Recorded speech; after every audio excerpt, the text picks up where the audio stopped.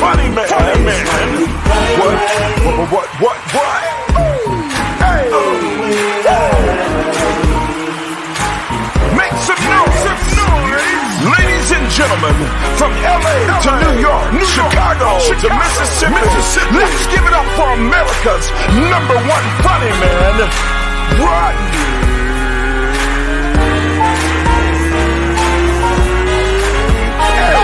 Perry. Make some noise.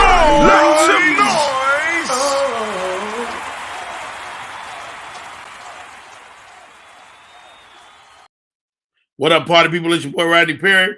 You're tuned in to Rodney Perry Live. We are here in full effect. It's a Monday. Crazy great weekend, man. I was in Shreveport, Louisiana. Got a chance to go by my brother's ranch. And when I tell you we had a good time. We had a time last night. They had me out there on a horse. And let me tell you something. First of all, what you don't want to do is get kicked in the head by a damn horse. But we had a great time. Myself, bruh man from the fifth floor, Shucky Ducky, Vince D. Man, you talk about old friends kicking it. It was such a great time, man. One thing I want to address too today, Shucky Ducky was telling me, he said, man, Godfrey and them going in on me again. And I'm like, Godfrey, you a good dude. Why go in on a vet? A man that, in my opinion, merits respect. We're going to talk about that today. My name is Rodney Perry. You're tuned in to Rodney Perry Live. Thank you guys for tuning in. Share the broadcast. Todd Gibbs, I see you. Brandon, Craig Chapman, Sylvia Crawford. Appreciate y'all. My co-host today got their faces beat to the guards. Coming in here fly as usual. Ladies and gentlemen, first up today, funny as all get out. Gina G, too funny. What up? Good morning, Rodney Perry. You know that's every time. They get you every time. Now, I see you taking your space to the next level. Your background is fly, you know. You see the lights. I see what you doing, Gina G. I'm growing up. Good stuff. All right, and joining us today on the broadcast, hair stay immaculate. She's always fly. I believe she might be dark skinned, but I ain't sure. She might be brown. I don't know. Ladies and gentlemen, Flo so amazing. I said Flo so amazing. I said Flo. There we go. There we go. How you doing, Miss Flo? I'm doing good. You could keep your hair fly when it's a wig, because you could just put it off to the side, keep it together. Is it a wig, Flo? Yeah, it's a wig. I would never take it off, but yeah, it's a wig. I have never. This how much I know. I don't know wig from schmig. Get it together, Rodney. Yeah. It's a wig. Our producer's in the saddle. Candace, she did willy-nilly doing stuff in the background behind the scenes. But man, so I'm hanging out with Shucky Duck this weekend. First of all, Shucky Duck performed on our show. Oh, cool. Brilliant. Legendary. Dude. But I mean, the guy takes so much flack, man. And you know, whether it's Chris Rock or Godfrey, it's people like comedians that's going, this dude need to, you know, they just bagging on him and roasting him. And I'm like, that's whack to me, because I think comedians merit respect after you've been in the game 25, 30 years. You right. Get respect. Am I tripping, Flo? No, I agree. You should definitely have some respect. What did they go in on him for? I'm confused. Why did? I don't know exactly. I haven't heard it myself, so I have to temper what I'm saying. And before I have a conversation with Godfrey, and I'm not one to have a conversation on the podcast and then call your ass. Oh, okay. Right. Oh, so Godfrey finally got something to say about somebody because he didn't say nothing to T.I. when T.I. said something to him. So Godfrey, he sure know how to pick them, don't he? He sure know how to pick who to talk to. That's all I think people know who they can, who they can try and who not. People know who they can try. Candace, how are you? Candace got a Chicago Bears paraphernalia on today. Oh, there we go. Good morning. Good morning. Now I see Al behind the scenes. I see Al behind the scenes. Oh, that's what's up. Well, we won the last 2 weeks. Yeah. The Bears looking good. We lost the week before last. Well, we won. So we 2-1. Yeah. We won. We lost against the Packers. Don't start sounding like Dolphin fans, y'all. With this one little win, don't y'all start. First of all, hold on, Gina. Dolphins is 3-0. Okay. Now, What I see Al behind the scenes. What time is Al coming home? 9:30. I dropped. Slight. Michael Collier's in the comments, ladies and gentlemen. Oh, Michael Collier was legendary. You know what? I didn't. You know what? Let me send him a quick little thing, and so we can say hi to the great Michael Collier, man. And I would love to pose that question to Mike too. Mm-hmm. That's a legend right there, too, boy. Woo! I bet you they won't try him. I bet you they won't. Michael Collier will roast your ass. Right. That part. He will roast your ass. Mm-hmm. That's what you do. I mean, that's the OGs. They all know how to do it. Huh? I said, how y'all been doing? I haven't seen y'all in a while. I've been great. I got caught up in that Jeffrey Dahmer story yesterday. I couldn't do nothing. Everybody is saying that that's a good program, but I lived that. You know, I grew up on the south side of Chicago. We had to really, it was real. My age group, we had to stop and really pay attention and not get, abducted, or because that was the South where this happened at. Oh, that was a big deal in Chicago like that? Oh, absolutely. Wow. That's great. There was a serial killer on the street, man, and we had to pay attention to that.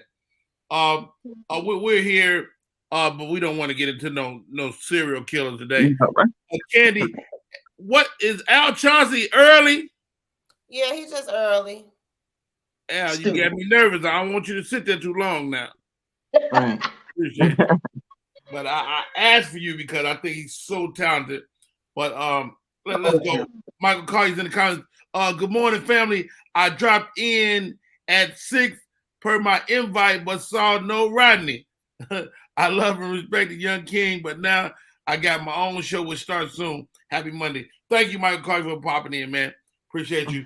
I was just wanting you to take a look, but I didn't know you were gonna actually come in. That's great.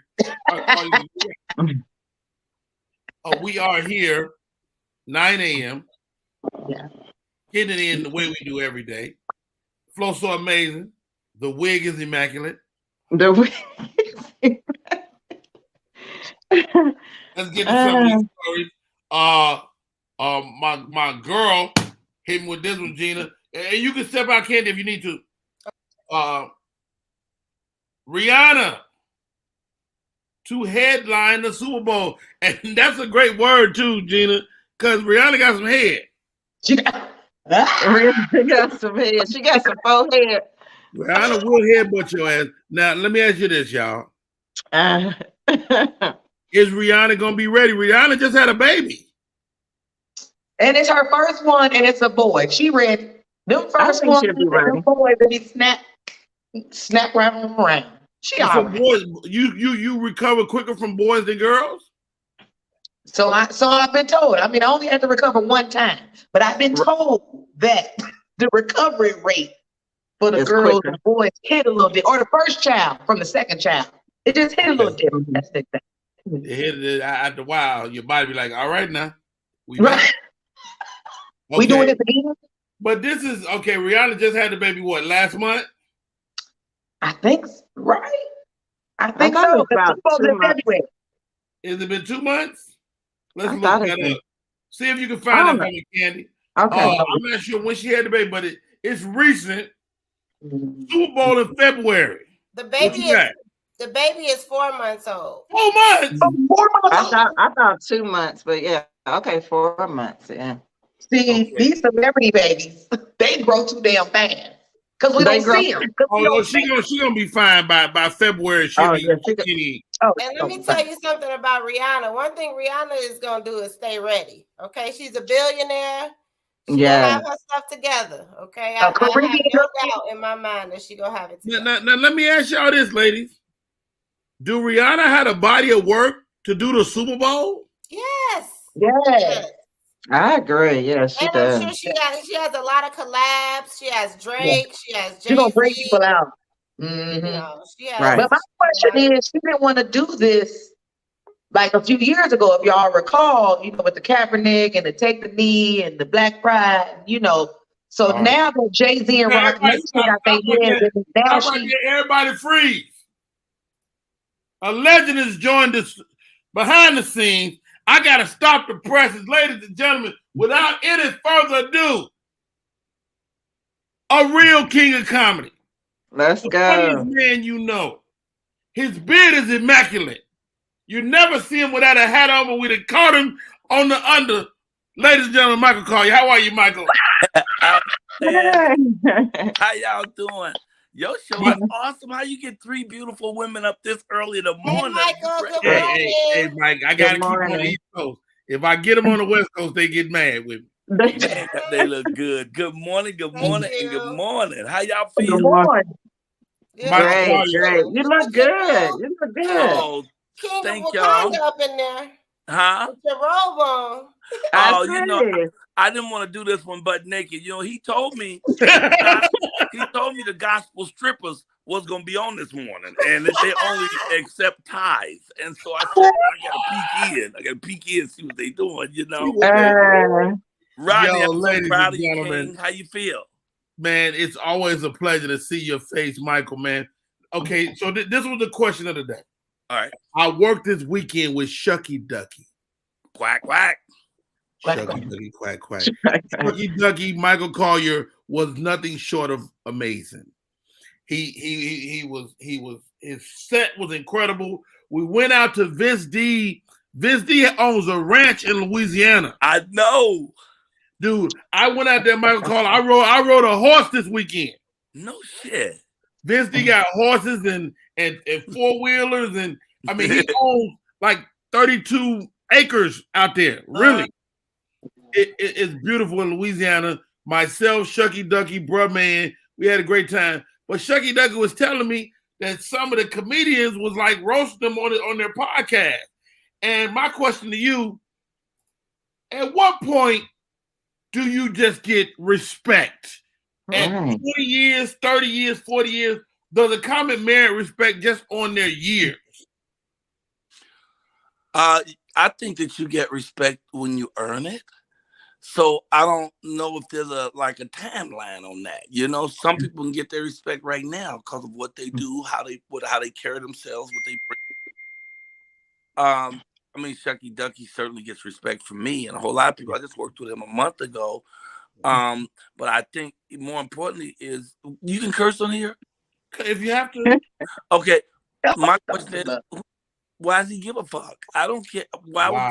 I can never understand why anybody would care what somebody else thinks about them. You know what I'm saying? Because if someone's thinking about you is not positive thinking about you, then you give a fuck about them. Anyway, your friends aren't going to think ill of you. The people who care about you are going to think ill of you. So the only people who could think ill of you is people who aren't with you. So fuck them. Keep it moving. You got to ignore the negative. You know, because negative energy is going to always come, especially if you're attempting to do something. If you're trying to do something well or positive, there's always something that shows up that tries to throw a wrench in the machinery.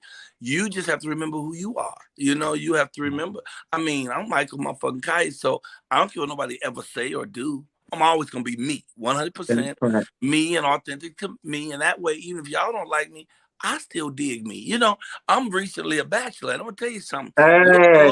Living alone ain't that bad if you love who you live with. So the thing is, we got to get back to the basics, which is loving ourselves, because we are all creatures of God. And I belong to God. You know, I'm his possession. So if I know who the head kookamook and bottle washer of my life is, the king of my universe, the rule of my soul, then all I have to do is keep being true to myself. And then those other people who mean you know well, they fall off to the wayside. They just noisemakers anyway. They like, everybody, look at me, I'm over here. I want to say some shit. Because people who got shit to do ain't around talking about other people's shit. They too busy working on their shit. You know? Oh, that's a word. That's a word. He's taking the liberty to pop in our show, but you do your show every day, man. Talk to me about your show, and your show is huge, bro. Oh, brother, that's so nice to say that. And then I'm going to jump off here. You know, my show starts in 45 minutes. So in 12 minutes, we start bringing people on. So I got to jump off. But my show is the Michael Kaya Morning Show. I started when COVID hit. March 13th, 2 years ago, they closed every comedy club in America on the same day. So all of a sudden, a whole lot of people was unemployed. I'm usually booked 8 months in advance every weekend. All that was gone. I could have came home, cried like a little bitch, or I could have thought of something else to do. So I sat at my kitchen table and just started my own little morning show called The Michael Kaya Morning Show. Wow. Today will be show 486. So we do one a day, 5 days a week, 7 o'clock Pacific time. And we always have at least one comedian. Today I got 3 comedians on. We always have at least one comedian, someone who does a black film. We'll have someone who will write a book, someone will sing, and we pray every show. So I want to have a show where people can come every day and laugh and pray, because your day always ends the way it begins. So if you get up in the morning, you laugh and you full of energy and light. I look in the mirror, I thank God before I get started. Well, before I start my day, I pray first, because I don't like to talk to God with a dirty mouth. But after that, I look in the mirror and say, man, you sure did get down today, God. Look at you. Look what you did for your boy. Okay, let me get out here and do the best of what I can, since you did the best for me. And so if you start with a positive attitude, then the rest of the day gonna be like that. But trust me, get up and kick your foot on some shit. Damn, somebody always put in that damn chair. Your whole day gonna be messed up. Start positive, and the day will end positive. And that's what our show is there for. But I'm more excited about my new job, brother. You know about my new job yet? No, what's a new job? Brother, I got a 3-year deal with iHeart. I'm about to have my own podcast. Congratulations. You deserve Michael it. Talks to everybody. You deserve it. It's gonna be so is it gonna be similar to what we've been seeing every day, or is it different? It's a new incarnation. Well, it's different. The morning show, we try not to do no cussing. We try to FCC it. You know, we try to keep that as clean as possible. The show that's going to be Michael Talks to Everybody is a bunch of celebrities, but it's also a bunch of just regular folk, and it's topic driven. So I'm doing 3 a week. They're 30-minute shows. So I do 3 a week every week for 50 weeks, you know, which is pretty easy, because right now I do 5 a week at an hour each show, and I do that for free. So for all this money they gave me, I'm going to be able to do that 30 minutes real easy. And the lineup of people, this is just some of the people who already said they're going to do the show. Jamie Foxx, Terrell Owens, Byron Scott, Ray Lewis, Earthquake, Mike Tyson, Ben Vereen, Tim Hardaway, Robert Ory, Cedric the Entertainer. Anyway, I'm just beginning the list. Rodney Perry, Gina. Rodney Perry. That's right. We need all of y'all. And if you're comics, y'all need to be on my show anyway. Y'all should jump on one morning and do 3 minutes of comedy, man. Get 3 minutes of laughter in. It's going to be really good. But at least watch it. Just go on YouTube, put in the Michael Kaya Morning Show. I have a sitcom. I did one episode of a sitcom called The Miss Pat Show. I don't know if y'all know Miss Pat, but she's I know you did, Miss Pat. Has it aired? Your episode aired already? Oh no, I'm the Christmas episode. I play Santa Claus, and Debbie Allen directed it. So it's gonna be bananas. When you see that, you're gonna lose it. Then I have my 2 books come out. Well, first my comedy album is out right now on all streaming services. It's a picture of me sitting on a toilet, and it's called "Let Me Drop This on You." Okay. Then my 2 books come out. I have a children's book and an erotica book. So the children's book is called Lil Bobby White. It's ridiculously beautiful. And then the erotica book is poetry called In the Wet Spot.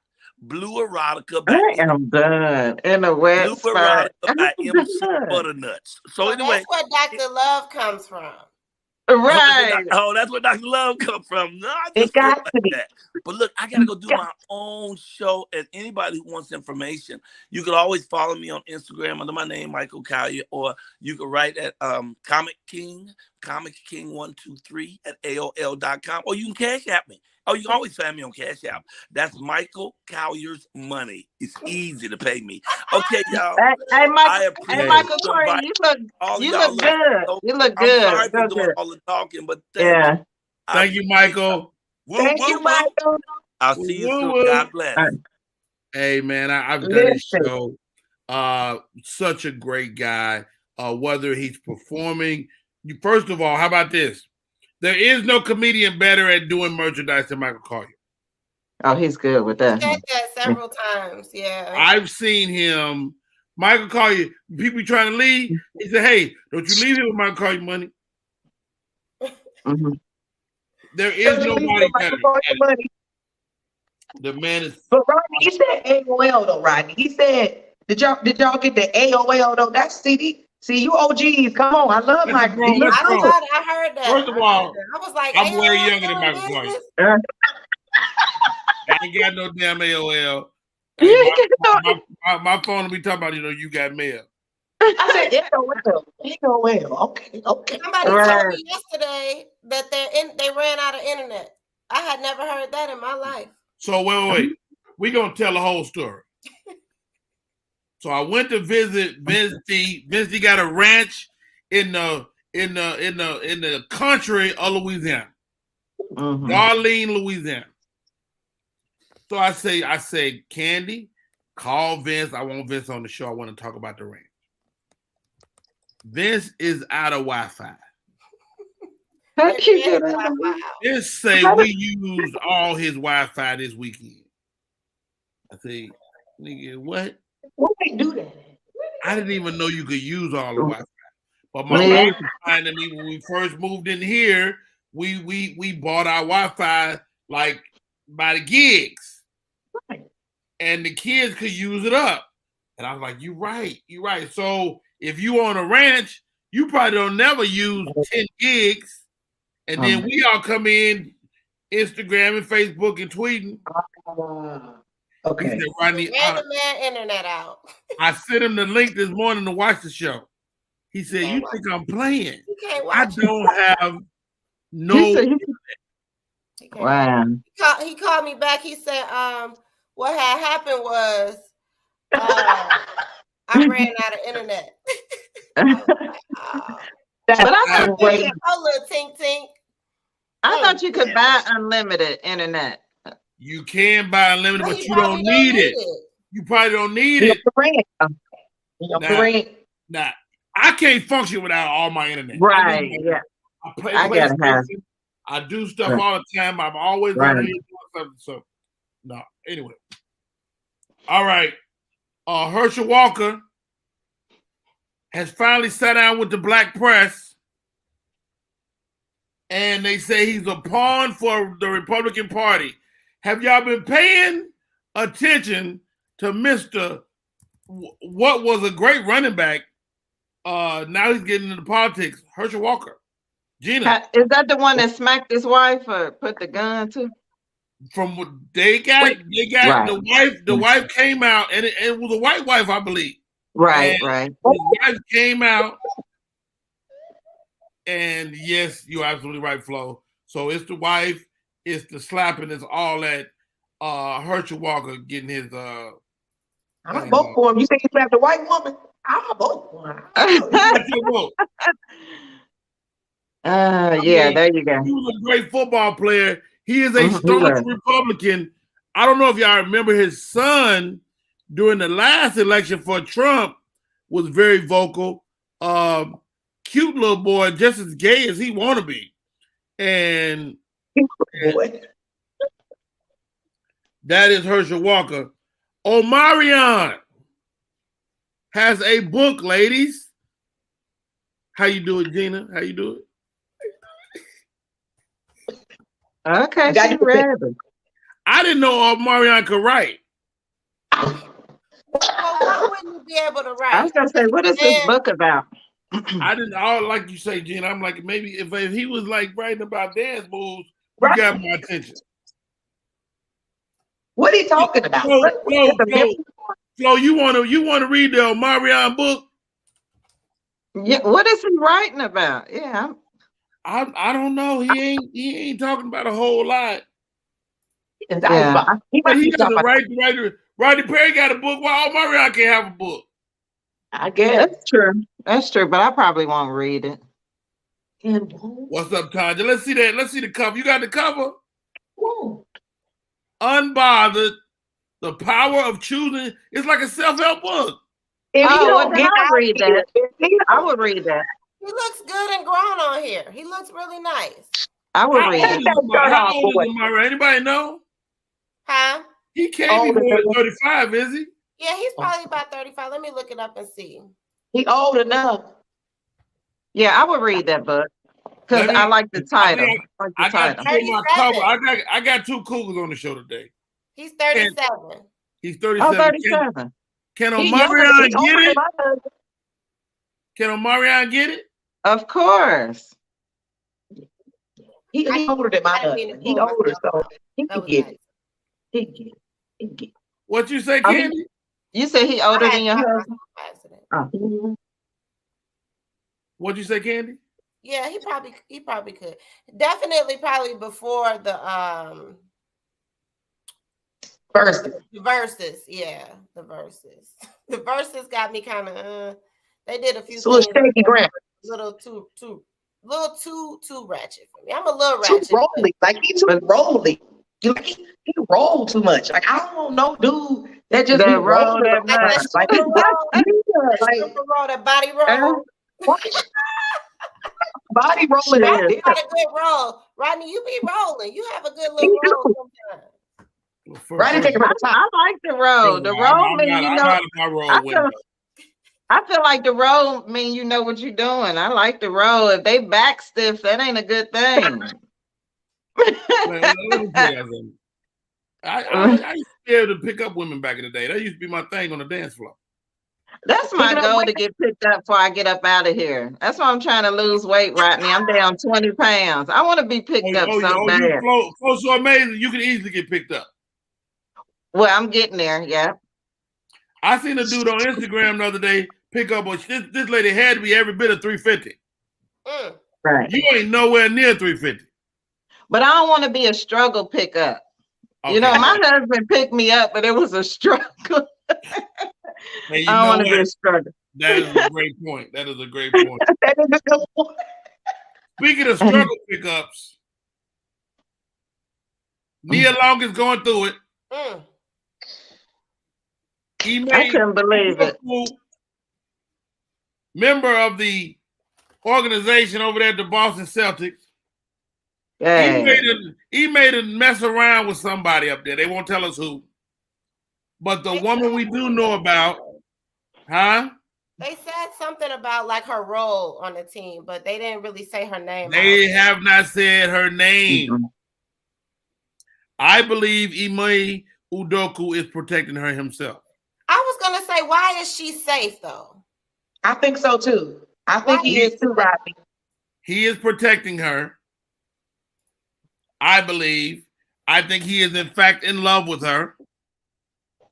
But the one woman that's taking all the brunt is Nia Long. Nia Long finally came out. She finally spoke about it. She said, "Thank you for your support, blah, blah, blah." But how about this? This congressman out of New York, like, look, Nia Long, you got my support. That's when they first got together. That's a long ago. Like, he don't even look like that. She still look the same though. Nia Long, she still look the same. She ageless. Her and Ime got a baby together. Now I've been adamant that they're not married, but they do have a baby together. Yeah. So these two, so that's his baby. That's Ime baby. She has an older son with someone else, but she has. Is that Omar? Is it Omar Epps? It's not Omar Epps. No, not Omar Epps. Don't do Omar like it's his wife. But you can't see. Omar been married 26, 27 years. That's not his baby. That's crazy, man. I feel bad. I really feel bad for Nia Long, for real. Me too. Yeah, me too. It's embarrassing. It's really embarrassing. It is. And she seemed like a dope person. What you don't want to do is embarrass a woman. I'm sorry, Flo, go ahead. No, I just feel like she seemed like a dope person, a great woman. So yeah, it's kind of embarrassing for her. I'm sure she is kind of on like the guys' list of women they would like to, get with. Right. So in 2022, because this went on for a long time. Like, this isn't like a couple little smash and grabs, Oh, it went on for some time. In 2022, y'all can still get away. Like camera phones, all of that stuff. None of that means anything, huh? Hold on, what you talking about, Candy? 2022, what? I'm just saying, like, how he was able to kind of do this for a long period of time and not. What's a long period of time? I don't know what y'all think. Let me tell you something, ladies. Let me help you. Didn't they say like a year, 6 months to a year? First of all, a year ain't long. Yeah, that's fast. Yeah, I thought a couple of years. Ain't long. Not get caught? It ain't long, ladies. I'm telling you. It's dudes. I know men that carry on for full relationships for years. Years. If the other woman is willing to stay in that position, it can stay. I'm convinced of this. Men that get caught want to get caught. I don't think he wanted to get caught. I think he wanted to get caught. Okay. But they tired. They tired of mine. Okay? But they got lazy. One at a time, ladies. Candy, go. I think it was that they got comfortable and got a little lazy and slipped up, and somebody who wasn't supposed to find out. Stop right there. Go ahead, Gina. What you think? I kind of think what you said is right, Rodney. I feel like you be wanting to get caught because you tired. You know what I'm saying? Like you tired. So you really want to get caught so that you can either come clean, leave who you want to leave, stay who you want to stay, and now you feel like you're done because you ain't gonna tell. These men don't never tell. They're not gonna tell. They don't never keep it 100 and tell the woman, hey, baby, so it don't go out in the public and be this big old thing. They be lying. That's the damn problem. Lying. All right, Flo, so amazing. What's your thoughts? I don't think they want to get caught. I just think you can't keep stuff like that hidden long. What's done in the dark gonna come to the light, but they don't want to get caught. If it's going good, they don't want nobody to know. They want to keep that chick on the side and the main chick, because I think they still love the main chick. They just want something else. That's my opinion. He broke up with her, tried to let it go, and start talking. Felt some type of way. Yeah, that's the risk of having a side piece. Yeah, but as much as men say they want multiple women, it's hard having multiple women. It is. So as much as men say, "Oh, I got 2 and 3 women" or whatever, bruh, you know you struggling out there. Your money getting thin, your time, your health, But here goes, guys. This is you gotta, listen to Uncle Rodney on this. These guys that participate in this lifestyle cannot maintain it. I don't care who he is, how much money he got. He can't emotionally maintain it. So he gets to a point, like Gina said, where he can't keep it going, and he allows himself to be caught. He can keep the lie up, but he can't keep the lie up because it's too much. It's too much on his psyche, and eventually he allows her to catch him. He ain't stupid as we paint this whole story of the guy being an idiot. He probably is an idiot, but it's because he chooses to be an idiot, I believe. And now with this Ime Udoka guy, He's at work. He's probably being way more visible than you want to be. And it's somebody's wife. Oh, really? So she married? This girl, from what we understand, from what's in the press, is that this lady is married. Gina's face. Wow. So they both was out of order, huh? Very much out of order. And now he done took a suspension, but ain't nobody said her name. Guess what? He's protecting her. He's protecting her. That's the only thing that makes sense. Yeah, because she's married. They're gonna leave their partners and end up together. You think so? I mean, somebody said that he been with Nia Long 10 years. If he was gonna marry her, he would have done it. But Nia Long didn't want to get married. But she may not want to get married. Yeah, Nia Long will get married now. Right. But Nia Long, she was the problem. It was Nia Long. She has interviews where she speaks about never getting married. Like she never really wanted to get married. Right. So let's do this, guys. Like I wouldn't do it again. I'm married, but I would never get paper again. We would just be like Oprah and Stedman, no paperwork. You know what, Flo? I've said that before, but I like marriage. I would probably, I'm saying you can have the marriage. Single, I probably would get married again. But you don't need the paperwork. I don't think you need the paperwork. That complicates things. You don't want nobody standing outside the emergency room when your ass sick. Your contact your mama. Back on this sick shit. We back on this sick shit. I know. Back on. Look,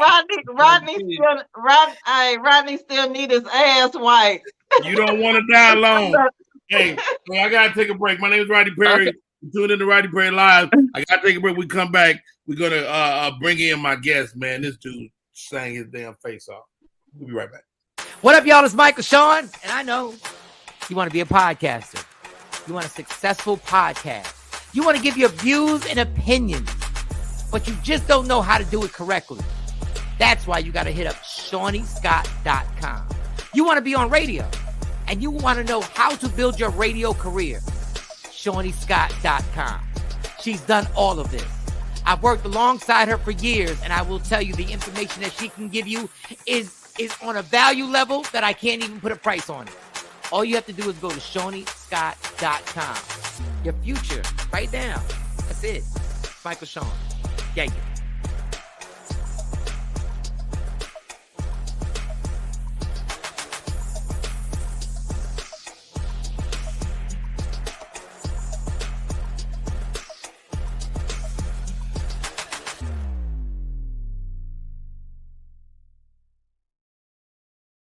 We are in full effect. My name is Rodney Perry. You're tuned in to Rodney Perry Live. We're here every day.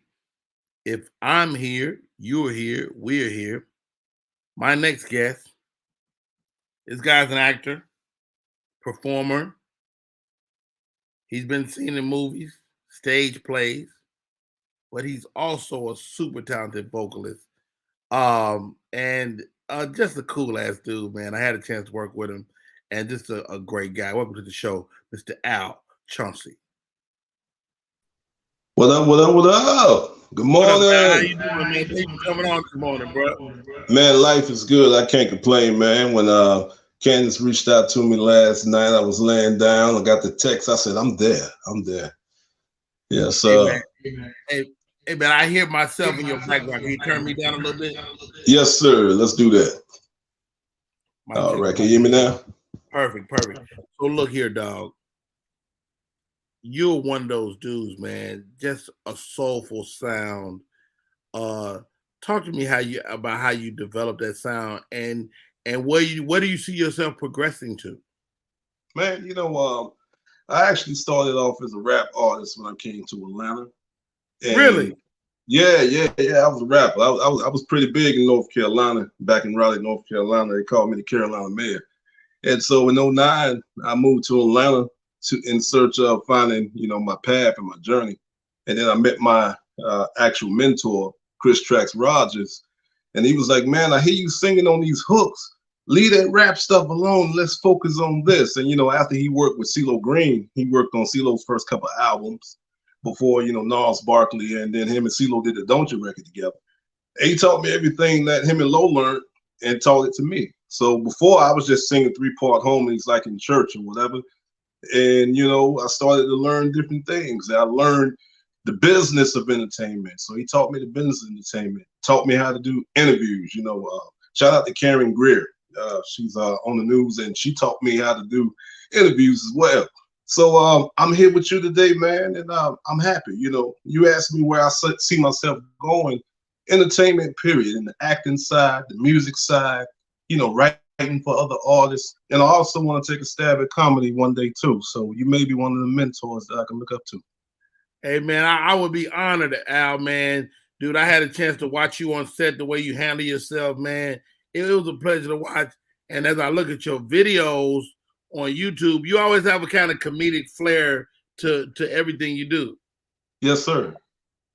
Yes, indeed. Like comedy always been a big part of, you know, my life. Growing up watching Def Comedy Jam, my dad would be all playing music. My dad's a musician, so he'll be playing at the country clubs. My mom be at bingo. Bam, I'm watching Def Comedy Jam. So, you know, Robin Harris and Bernie Mac, they influenced my style a whole lot, you know, in the way I move and the way I talk. So, you know, and you too, bro. So that's where it comes from. Wow. Vasir is tuned in. Thank you for tuning in. Miss Michelle C., appreciate you. Al Chauncey is in the building. My co-host today, Gina G. and Flow So Amazing. Join us, ladies. Hey. Now, I said I got Gina G coming in today. I got Flow So Amazing coming in. I say, Al, I need somebody to make the ladies moist. That's it. Now, Al, I ain't sure these ladies is older. So I'm not sure if they still could get moist. Oh, You know, I can still get moist. He tripping. 40 ain't old. she said, "Honey, ain't old." No. Hey, Al, give me something, man. Let me hear your vocal stylings. Said, "I know you want to leave me, but I refuse to let you go. If I gotta beg you, please, for your sympathy, I don't mind, because it means so much to me. Ain't too proud to beg, sweet darling, please don't leave me, girl. Yes, sir. If I gotta please, baby. Yes, sir. Please don't leave me, girl." Hey, so soulful, man. At Oh my God. 9:43 in the morning, that voice sounds good. Hey, you know, What we had I'm other doing, what I'm artists. doing. We've had other artists on, Al, and they say, Rodney, you can't ask a guy to sing in the morning because their voice ain't warmed up. But you I had just to warm it warmed up. up, man. First of all, I apologize for being an asshole to asking you to sing, but thank you for That's singing. all good. Yes, sir. Yes, sir. Hey, that's part of the business, man. You got to be ready at all times. Stay You know what I ready. mean? Yeah, if you stay ready, you ain't got to get ready. Come on, Al. Come on, Hey, Al. what's your big goal, Al? Like, what do you want, man? Like, when you like you say you want to get into comedy, movies, TV. Like, what's your big goal, man? Man, my biggest goal is at this point, you know, moving into my 40s now. You know, being a mogul, you know, I also want to do artist development with other artists too, you know, because it's about giving back. You know, a lot of people has contributed to my life and what you see right now, and I want to contribute to other people as well. Getting involved on the business. I love business just as much as I love the music side, and a lot of people can't wear those hats, but I'm learning to juggle them both. So you know, that's one of my big goals. And also, I would love to play Otis Redding in a biopic. That's one of my big goals. Wow, that's big, man. I believe you could do that too, dude. Yeah. Otis Redding, you harken back to that era. Is that something that's just comfortable to you, or can you dance around all these eras? I can dance around all the eras. You know, it's just like with soul music, a lot of people don't tap into it as much as they used to. Everybody's doing what they hear on the radio, you know, and I'm just comfortable in my space as an artist. You know, growing through artist development, you kind of trying to figure out who you are. You listen to other people. Hey, make a record like this. Do this and do that. You hear from other places, but you got to tune into who you are And I've been a soulful guy since I was a little boy. I didn't know it, you know. They used to call me preacher back in high school. And I'm like, why do you keep calling me preacher? But the tonality of my voice, this is my natural voice. So I'm just an old soul just visiting. That's it. And I'm going to give it all I got while I'm here. All right. We're going to play a game. I'm making this up on the fly. Rodney Perry versus Al Chauncey. Al used to be known as Preacher. So we're going to let you ladies give us a issue, and we're going to preach you through it. We're going to preach it through. I'm going to tell you right now, we're going to preach it through it. We'll do our best. Gina G, what's going on?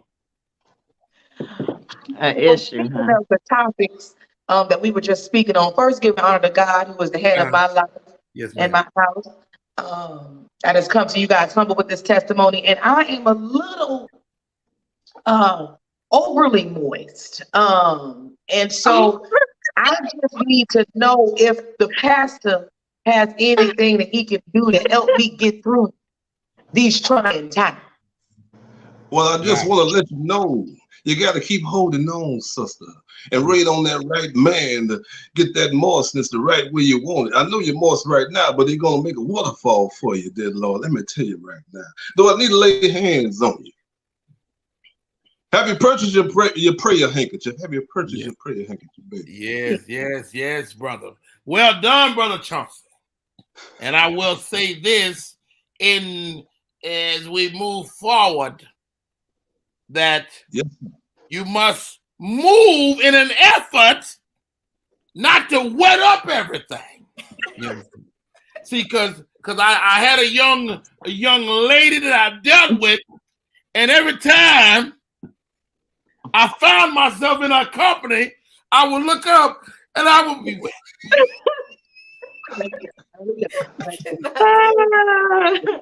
I never saw it coming. I say to you today, and I say out to you, drop. I'm done. Yeah, I think we only got time for one testimony today. Right.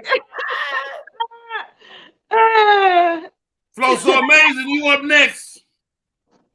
A testimony? I ain't got no. What you need help with? No, me and Al gonna help y'all. Whatever you need help.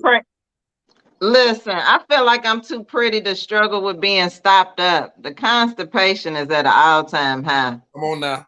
Come on now, Mr. Al. What sweet thing? He's dealing with constipation. Well, we got this constipation, this holy constipation oil I want to put on your forehead, baby, and it's gonna clear all that air out your ass, baby. I swear to God, baby. Just for $14.99, and then you pay for shipping and handling, and it'll come to you, you know. So we're gonna lay some hands on you, make all that air come out your body. Yes. Thank you. Appreciate that. Thank you, Brother Al. You did your thing once again. I feel clear already. Pastor's coming at you today because you got a spirit of feces. Oh, Lord Jesus. See, you are what they say about bound up. And what you got to do is release. You see, I once knew a young lady, and she had a similar problem. Oh, Lord. Preacher. Her bowels was full up to the rim. And so as she would talk to you, her breath would stink. Oh, Lord. Oh, Lord. Hallelujah. I ain't that full. She had failed to boo-boo so many times that her breath foul. She was full of shit. See how you, yes. But see, you don't have that problem because your breath smells immaculate. Right.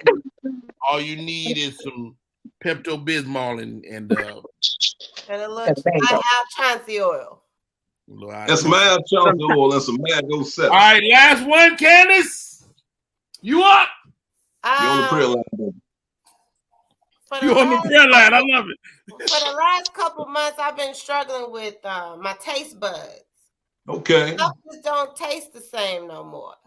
It's not COVID. It's just, I don't know what it is, but I want my taste buds back. Well, sweetheart, sweet thing, you need a taste of Jesus. Come on now. You know, you gotta pray for them taste buds to dance on your tongue, baby, so they can get them feeling. See, right now, them taste buds got arthritis. They ain't got no feeling right now. Thank to her. Thank to her. Woo! Baby, them taste buds gotta be tasting the right way. Yeah. When you come to Jesus. That's what I'm talking about, Candy Latoya. That's what I'm talking about. You know, wow. And your taste is coming back right now. It's coming. Have you purchased your prayer handkerchief yet? She ain't got it yet. Not yet. For $14.99, you just pay for shipping and handling. The problem with you young people nowadays is you don't respect all your senses.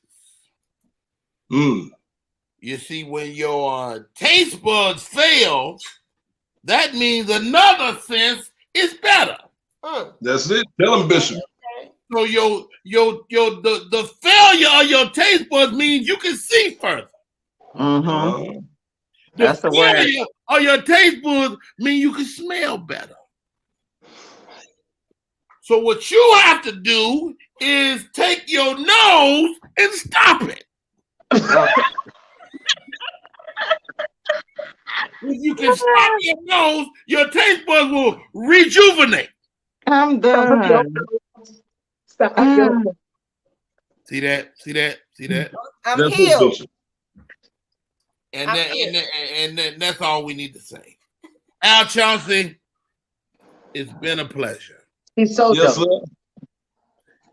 To improvise with your boy is nothing short of amazing. Yes, sir. How much are those prayer handkerchiefs once again? $14.99 plus shipping and handling, so it's about $21. You know, I'll send it to you today. If you got Amazon Prime, it might come to you tomorrow. But if not, you know, it might take about 4 to 7 business days, but I get it to you now. 14 4 to 7? 4 to 7 days if you ain't got Prime. Hey, all jokes aside, last question, Mr. Al. Yes, sir. You're an entertainer, man. You out here in these streets. I don't want to throw you under the bus. Do you have a lady friend? I do have a lady, man. We've been dating for a while, and I've been single for a long time, so it's kind of refreshing to be, you know, in something that's stable at this point of my life. You know what I mean? Right. So, you know, man, everybody thinks that's a good thing, Mr. Al. Now, right. You also an entertainer, man. Does she get it? Well, yeah, she gets it. She gets it. Yeah. You know, she got to pop me upside my head sometimes, but she gets it. Let she get it. He's so old. Ooh, you old. Ooh, you old. Not pop me upside my head. Lord, Jesus. That's it. You know, hey, you know, it's like that, man. You know, but you just got to stay grounded, man. You know. Yeah. And me being a cancer, I feed off family and being grounded. You know what I'm saying? So yeah. Hey, and, what's your I've been knowing Gina for about 10 years now. Oh, get out of here. Oh, wow. Al, what's your best advice, you know, for couples out there trying to stay together, man? What do you say to them? I would say that communication is the number one thing. You got to know how to communicate with that person. You got to know their love language. You got to know that person, you know, because like coming from a single man, a lot of times we're stuck in our ways. We don't want to break old habits. And so if we don't break some of those old habits, we end up leaving the relationship and running into it again. And I would say couples therapy too, man. I went through couples therapy. Really? And yeah. And you get to know some things about yourself that you didn't know before. Stuff stemming from childhood, your relationship with your mom, your relationship with your dad, you know, with friends and different relationships that you've been in. So you got to get to know yourself before you get into a relationship with somebody else. Wow, because you're gonna continue trying to find yourself even within that relationship. That's interesting because Michael Collier kind of said that as well, man. Yeah. Oh man, I can't thank you enough. When can we look to see a movie, TV project, or even a music project? Well, quiet as kept. I'm gonna be on New Jack City Live, touring with New Jack City with Alan Payne, Big Daddy Kane. Oh, Flex I heard about that. So Al Charles gonna be on that stage doing his thing. Yeah, we're going to Detroit, Atlanta, LA. We're gonna be all over the place for that stage play. So I'm looking forward to that. Wow, that's amazing, man. All right, man. Hey Al, I can't thank you for coming on enough, man. How do we find you? How do we stay in touch? Man, Instagram is my business card and where I be at most of the time. So the same way you see my name right here, go to Al Chauncy, ALCHAUNCY. Shout out to Gina G. Flow so amazing. Candace Latoya. Yeah, I'm glad we got the gas out her ass. I'm glad we got the taste buds back. Yeah, man. We live in Chauncy. He's dope. Yeah, y'all can find me in Atlanta. You know, I'm here. Hey Al, we need to get together, sit down and have a drink, man, real soon, bro. Okay, man. Give me a call, or either I call you, and we're gonna sit down and do that, man. I love you, bro. My man, love you back, man. Al Chauncy is in the building. Perry.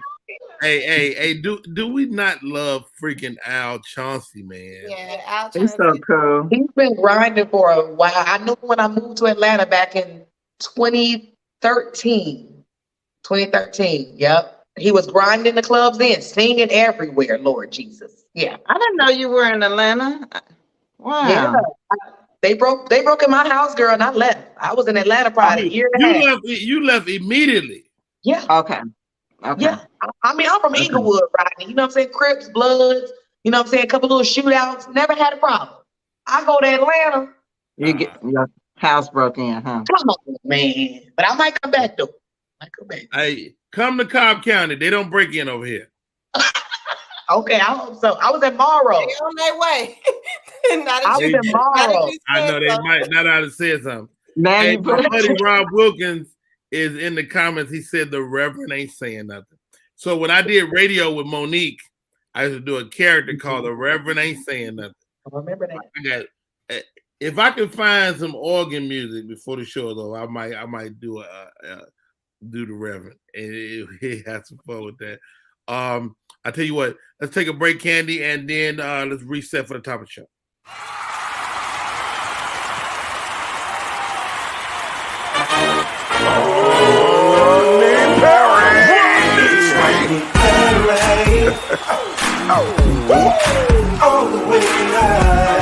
Get ready for America's #1 funny man. What? Hey. Make some noise.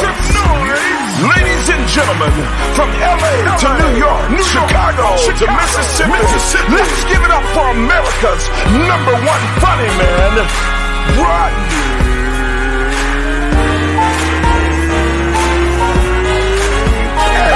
Perry. Make some noise. All right. Let's throw a commercial up there, Candy. Want your book or music to be published? Skip the confusion and rejections from others. Let BePublished.org publish and promote your work for less. BePublished.org handles it all, from cover design to worldwide distribution, with high quality and fast turnaround. You even keep rights and royalties. Everything was perfect. You made my dream come true. My book and CD look so good. Call 972-880-8316 now. BePublished.org. 972-880-8316. All right, we are back in full effect. My name is Rodney Perry. You're tuned in to Rodney Perry Live. Is it a lie if you leave something out? My co-hosts are in the building today. Gina G, Too Funny, Flow So Amazing. We are all married. Oh, man, yeah. My wife swears I omit shit. I say, so what? It's not a lie. Is omission a lie? Flo. Yeah, if you're not sharing the whole thing, you lying a little bit. No. What if, like, I'm not omitting on purpose? Okay, you know what? Let me take that back. Okay. I was gonna say, give me an example. Like, I need to give you an example. Okay, Flo has spoken. Gina G, is it a lie if you simply omit part of the story? Nope. Nope. And I've been doing that since I could talk. No. It's not a lie. I didn't lie to you. I just didn't say nothing. Okay, now let me give y'all the story. So I go, I'm in Shreveport this week. This is fresh. I'm in Shreveport, Louisiana, having a good time, do the show, da-da-da. My wife goes, so what did you do? And I know she probing me, but I ain't do nothing. So I'm like, I'm going through the day, but I realize after I'm going, I'm literally leaving out a big chunk of the day. And it's only because my wife is a maniac. And I'm not leaving it out because I did nothing. I'm leaving it out because she's silly. Okay, let me tell you. So one of my classmates that my wife has met before, I had a bad vibe with her. So one of my classmates, her sister is bedridden and loves me. And so I was like, you know what? I'm gonna come visit her. So they came 10 deep to my show on Friday. So I promised I would come Saturday. So I go by their house, I sit with her sister 20 minutes, and then I leave. But I did leave it out. I get it. But go ahead. But is it a lie that I left it out? It's still a lie, huh? To me it is, but I get it. I mean, you just don't want to go crazy over something so simple. Like, you just showing love. Yeah. Dude, and I told her, I was like, you know what? She said, you be lying about me. I said, well, look, I did leave this part out a little bit. And I told her, and she said, well, you know I don't like that girl. I'm like, but it ain't nothing. I literally never dated the girl. I never dated her. Like, my boy dated her. And she and I were always cool. Mm-hmm. You did the right thing, Rodney. You did the right thing. But she says that woman dig you though, Rodney. But it starts with you. If you ain't never dated or into her, keeping it strictly friends, ain't nothing gonna happen. So it don't matter. But your wife know that woman into you though. That's not, you know what? She may think that, but I don't think nothing could be further from the truth. And we only think that because we have a problem with whatever it is. You know what I'm saying? So wife might not like the fact that y'all still talking after all this time. Or that you know her. Flo makes a good point. A woman can perceive something. Yeah, you can. You can pick up. I'm sure you have, Gina, on a woman that you know is just not someone you should leave around your man. Yeah. Yeah. But you got to trust your man. You got to trust your man. Yeah. You have to trust your man. But you didn't lie, though. You didn't lie, right? You ain't lie. Well, I think the reason why I would say you did is because she asked you what you do. So it's not like you kind of volunteered, hey, man, we went on the wars. And, then if you left it out, then it's, it's not a problem. But she kind of asked you. So you kind of, you kind of lied a little bit. Right? But it was a good lie. You lied for a good reason, right? You lied for a good reason. You didn't want to hurt her. You heard Jody on Baby Boy. I lied because I love you. Right. I get it. As I get older, I do that way less. Like, if it hurts your feelings, it hurts your feelings. If you fucking mad, you mad. I'm 52 years old. I don't give a damn. Right. I don't care. Mhm. If this hurt your feelings, then so be it. Yeah, you can't fix that. You can't fix Who's that. talking Yeah. to Rodney? Ouch. Ouch. He's serious. Yeah. What do y'all do to spare your man's feelings? Lie.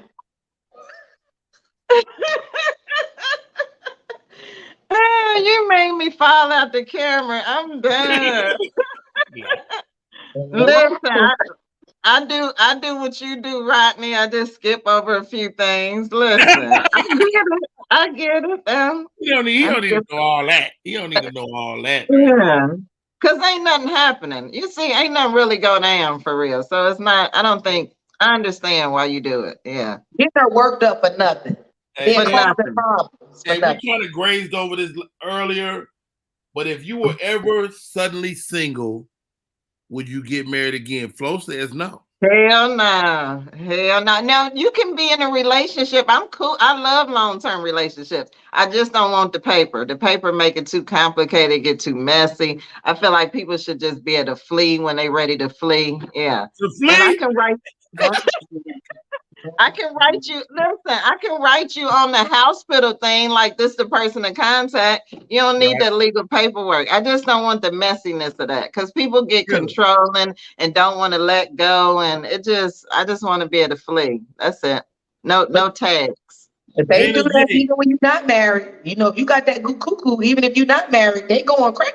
You try to leave. No, I know. Yeah, I watch Fatal Attraction. They'll put you in a baggie.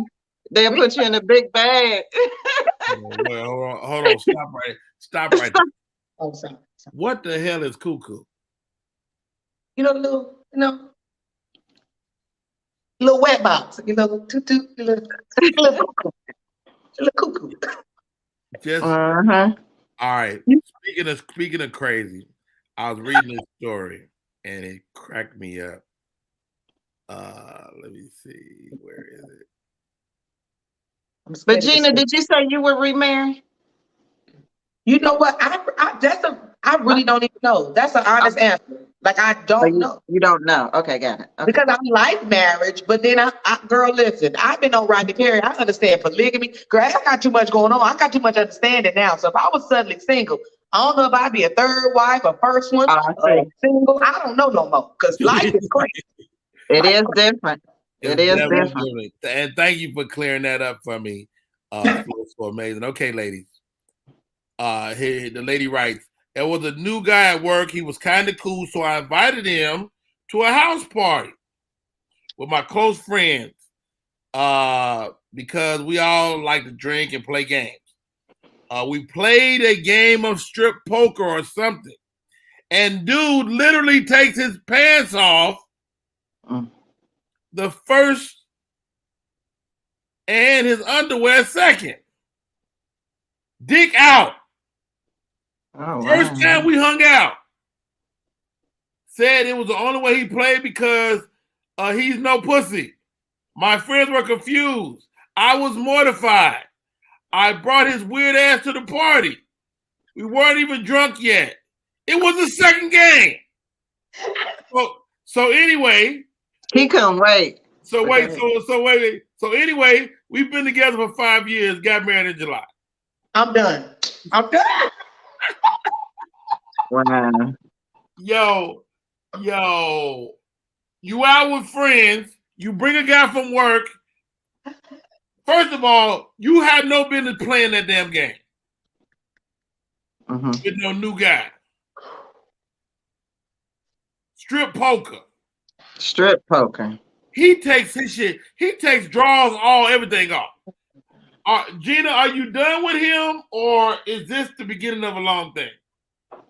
She saw that Sloan and was like, hey, this is the best way to actually meet somebody. This is a really good first date. Just let me see what we're going to do, and then that way I can decide. And they 5 years deep now? Oh, yeah. That's a good game. That's a good game. Hey. So man, you don't want your friends seeing your man's package, do you? No, but so you said she was with him for 5 years and he came to the game showing his package? No, this the first date. Oh, this the first date. He does. He shows it the first day, but turns out they end up being together 5 years later. Oh, they end up being 5 years later. The package won her over, but that would have threw me. Like, you just go put your goodie. But listen, we know he's not a 6-inch sub because he was proud to just hurry up and show folks. But listen, I don't know. That would kind of take me like, I don't know. Maybe that's what hooked her though. She seen the package up front and like, oh, let me take him home. Yeah. I would be kind of surprised though, like, wow. Yeah. But your friends some of them probably didn't pay attention to the dick. So I don't care about if they seen them. Now they know what I'm getting at home with your jealous asses. Stop looking at y'all see what he was working with at the party. Now y'all know why my back is this weekend. Don't play with me no more. See, so it's a win-win for me. I can appreciate his spontaneities. Okay. All right, ladies. He's adventurous. I think he's free. He's free. He's free. Have you ever participated in one night slammer jammer? What? Oh, what? One night slammer jammer. The one night slammer jammer. I gotta get that's dope. You gotta hashtag that. But no, one night slammer jammer. I never heard of that. Okay. Yeah, that's what me and my boys used to call it, back in the day. The one night slammer jammer. So y'all did it the first night, and did it turn into a relationship, or was that the only night? Part 2. Yeah, we did it the first night, and we've been married 22 years. Come on now. Made the nigga want to marry. He got me the first night. I was so upset because I'm a lady in my head, right? I was pissed. I hung on him. You're a lady in your head? I'm a lady in my head. I was so upset. Yes, but it turned long term. But yep, the first night. I was so upset though. I'm not gonna lie. Flo, what'd he say? Oh, I was mad. Huh? What did he say? What you mean? What he say? He didn't. How did he win you over? How did he win me over? Oh, his charm, his charisma. He can sing too. He can sing. My husband can sing. He can sing. Yeah. So he won me over. He sung a few of those R. Kelly songs, and they had all that pedophilia in the environment. I fell for it. I was young, but I was ready. Yeah, he warmed me up. He warmed me up. You know that song, Gina? But he was my one night stand. First, well, not one night because we continued. Y'all end up staying together for a lifetime. So wait, so I want to hear the whole story so bad. All right, so this is a love story. So y'all meet. How did y'all meet? Well, I mean, I'm talking about like when we first, dated, but we met at his cousin's house. But, when we went on our first date. So we had knew each other for, I would say a couple of months, maybe a month before we went on our first date. Right. So it wasn't a true one night. Y'all knew each other a little bit. Just a little bit, yeah. But it was the first, date. I felt like it, that was a one night. You don't supposed to have sex on the first date. That was my thing. I don't know where I get it from, but I just felt like not the first date. But you did. I know. And I felt so trashy, but it must have been good because he never left. He was like a flea to some grapefruit. You know what I'm saying? He never left. So I said, I got some of that winter chicken dinner down there. I got proposed to and everything. Yeah, make a nigga want to marry me. Yeah, so. That is so beautiful, man. Okay, Gina G. Yeah, you got to tell us, Gina. But it's crazy. It's crazy. Your story is similar. My husband was supposed to be in town for the weekend, so I gave him some the last day because I thought he was getting ready to go home. And he didn't leave. It's been 11 years. He ain't left. We got go nowhere. Next year. Are you serious, Gina? Yeah, so wait. he was the weekend. You think he's gorgeous. You already think he's a great looking guy. Mm-hmm. Y'all go out, y'all kicking it. You think he about to leave forever? Yeah, go back to Bermuda. I said, okay, well, he leave in the morning. Oh, You know, so he from we'll Bermuda. keep talking and visiting. He woke up and said, "The Lord told me that I'm supposed to be here. Right, He didn't right. bring me this far for me to leave you." I said, "What?" And I Right. didn't give it all to him. You know, ladies, just a little bit to want him to come back go to the country. gentle, That's what I'm right? trying to do. Yeah. This now I'm 22 years in. I gotta have my address because he gonna stop by. Listen, because you gotta give it to him in portions. You can't overwhelm a nigga's spirit like that. That's right. You can't you gotta give it to him in portions. Like how ironic that both of y'all got a similar story though. No. And we just celebrated our 10-year anniversary too, girl. Congratulations. God bless Congratulations. 10 years of marital bliss. Flo, what's your best advice for the 10-year youngin' over there? Listen, she been doing a good job. Keep it exciting. You know what I'm saying? Don't let the relation get, boring. Go on dates, have fun. Make it your homie. I feel like if that could be your best friend, you become good friends. It'll last forever. Yeah, I feel even if I was to separate, because you had your whatever. That's why I stay married. He's my best friend. That's my nigga. Yeah, he's my best friend. Wow. So we could talk about anything. That's dope. That's dope. I think that's a blessing when you find somebody you can be good friends with. I'm serious. If you can be good friends, you can get through anything. I think too, like a relationship is marked by going through some real shit. That too. Like, you go through some real shit, a death, or even a new life in the family, or you had to take care of your parent or take care of brother, all that stuff, that real shit, and then your person had your back. That's when that shit gets really like, you look at them like, "Damn, you really got my fucking back." I like that. Right. That's what I'm saying. Yeah. Now, does that matter? Somebody having your back? I mean, we in a comic profession, and so much. It's so hard for y'all as women to find men that really got your back.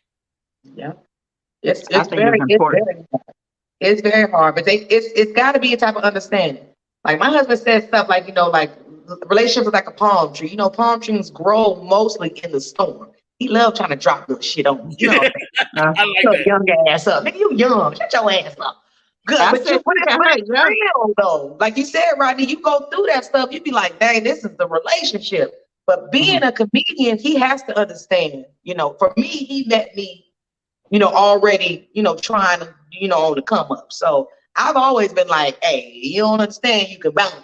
I've had that little attitude, but it takes a lot though, especially when you travel. And when I was on cruise ships, I was gone for like 2 weeks, and stuff like that. And so I can only imagine for men, as much ding-a-ling as we get as women coming off the stage. I can't even imagine y'all when you get thrown at y'all and y'all got right.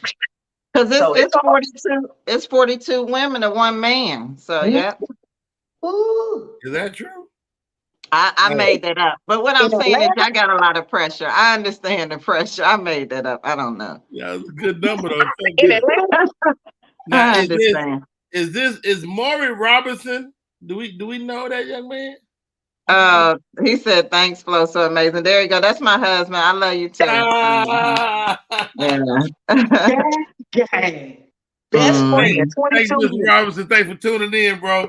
Yep, I was 19 when I got married. So October 20th will be 22 years. I got married in 2000.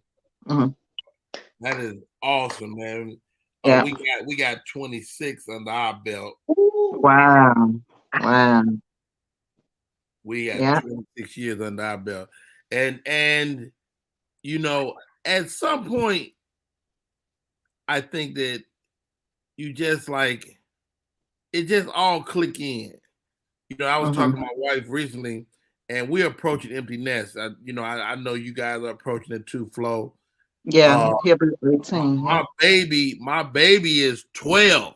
Your baby is what, 18? He'll be 18 in December. So you closer than me. Right, yeah. I'm a few months away. He'll be going to college next year. I told my wife, I said, we got to figure out how to like each other again. Say that. Y'all already like each other. We like each other, but we ain't had to spend no time together. Yeah. Right. And so it's like we just sat and chopped it up last night. It was really cool and fun, and so I think, just as you reinvest in your relationship over time, it add up. That's right. That's right. I don't want to quit. This is like one of the longest jobs I've ever had, so between being a parent and a wife, those are just jobs for me. I don't want to quit. I seen my mama and daddy quit. I even see my grandparents. My grandmother, rest her soul, the last 2 years of her life left my grandfather. They was married, 36, years. And she passed away 2 years after she left him. And she was happy. I didn't even know that woman. I said, who this nice lady? Who's this nice woman? You know what I'm saying? What's going on? So I'm like that too. I ain't about to quit. I don't want to quit. That's right. I don't want to quit. I want to keep going, man. It's okay if you have to quit. You know what I'm saying? I don't think you should stay in something that's pulling the life out of you. But listen, if it's just, you had your moments here and there, you should stick through it. Because marriage or relationships are not easy. So if you can hang out for a relationship, you might as well hang out for your marriage. That's right. All right. I need my co-host to hang out. I'm about to bring in another fabulous comedian, man. This dude makes me laugh like no other. We're working together next month in Omaha, Nebraska. But I called him. I said, man, come on the show, dude. He's just a wealth of knowledge. He still look good, which really makes me jealous. Ladies and gentlemen, welcome to the show, Tony Tone. Wow. What's up, Tony Tone? Speaking of Fatal Attraction, he one of the superstars on there. Okay. Speaking of quitting the relationship. Fatal Attraction. Hey, I seen Tony. I was like, man, how your wife? He's like, oh man. I'm like, what? Look, man, hey man, look, let me tell you, first of all, when it comes to marriage, I'm that dude on the other end of the spectrum that women complain about. Women be like, these men, they'll date you and be in a relationship for 25 years and never ask to marry. Me, I'll be in a relationship for 25 minutes. Let's go on and do this. And, so I move too fast versus the guys that move too slow. I gotta find that medium. Rodney, you gotta counsel me, man. You've been in your marriage for 85 years. You know what I'm saying? Rodney was married even before he was born. He was married.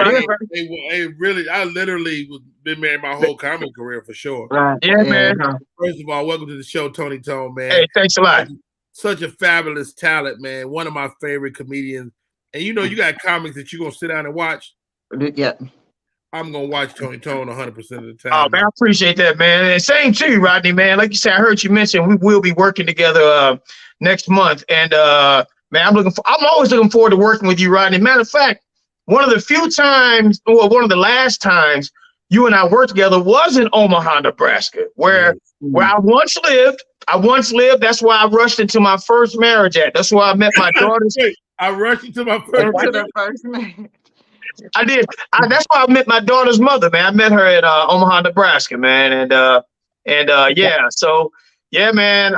It's gonna be fun returning to Omaha next month with you, man. And like I said, it's always a pleasure. I've been running into Rodney. First of all, before I go any further, what's up, Flo? Me and Flo was on another live in recent times together, and then that's Candace, right? Is that Candace, Miss Candace, or who's that down there? That's Gina G. Oh, Gina, yeah, what's up? Okay, Gina. That's right. I know, right? There we go. You're right. I got bad glasses. All the pills ran out. I don't have no more medicine in my glass. I just wear it for decoration. But Yeah, Rodney. I've been running into Rodney a lot. I just saw him at the. He was killing it. Now, like Rodney said, he liked to sit and watch me. I enjoy watching Rodney kill it at the Atlanta Comedy Theater just a week or two ago. Let me tell you something. Rodney, this how much of a one-man show. He has so much one-man show in that set, man. Rodney had me and the crowd so captivated. It made he bailed out of a joke. I was like, Rodney, I want to stand up so bad. Keep going, Rodney. Man, he had the crowd so on like every level. They were like, wait. Rodney was like, oh, that was the end of the joke. I'm like, oh no, keep it going, Rodney. Man, Rodney, man. Hey, it's always a pleasure watching Rodney, man, and working with you. And thanks for having me on the podcast, man. Hey, man, it's always a pleasure, man. Hey, man, what's your philosophy as a comedian, man? Like, what's your approach? My approach to being a stand-up comedian? Yes. Well, first and foremost, man, I have fun, and I recommend that to anybody starting out, and anybody even in it. If you're currently in it, whether you're new or old school or experienced, have fun. If you're not having fun, then it's work, and nobody really likes to work. Especially us comedians. That's what we do. That's why we're blessed to make people laugh for a living, because it's not work to us. You know what I'm saying? That's better than punching a clock. So my approach is I always recommend to comedians coming into the game, don't rush. You know what I'm saying? 'Cause when we first get in it, we rush for laughter because we don't understand the difference between good silence and captivated silence, or good, bad silence or captivated silence. You know what I'm saying? Because there's two different silences. Now, all of us on here, we know the difference now. You know what I'm saying? But we didn't know. When you don't know, we tend to rush back in the day when we first started. We rush to get this laugh because they quiet. But I always tell young comics to relax. Right. Just relax and breathe. If you could walk, because there's some acting aspect to stand up, because it's all a performance in front of a crowd of people. If you could walk on stage and walk around stage like you normally walk when nobody's looking at you and you're comfortable in your own skin, that means that's a level of comfort on stage. You know what I'm saying? So if you walk up there like that, like everybody's sitting in your living room, you know what I'm saying? Like, oh, what's up, y'all? Welcome to my house. I'm about to, tell y'all some stuff. That's you comfortable. So if you're comfortable, you'll be able to think better, and your stuff be coming to you, man. So relax, have fun, breathe, and know what you're going to say. Always know what you're going to say. At least know what you're going to start with and know what you're going to end with, at least. You know what I'm saying? But, have a plan. Definitely have a plan. Enjoy it. I wasn't even thinking about money when I got into the game, man. My thing was I sincerely enjoyed and still enjoy making people laugh. It's a real high for me. Like, it is a real high. I will be on stage. You have to call the National Guards to get me off stage, especially when the crowd is full. I was gonna say that I featured for him at Atlanta Comedy Theater. He'll be up there 3 hours smooth, like he ain't put in no work. Like he ain't put in no work. 3 hours. Yeah, I will, because I really love doing it, and I just, oh man, it's just. Let me ask you this, Tom. Let me ask you this, man, because you are one of the, and I'm about to give you a compliment. You have an absolute mastery of your voice and impersonation, but you always wrap it in a dope story.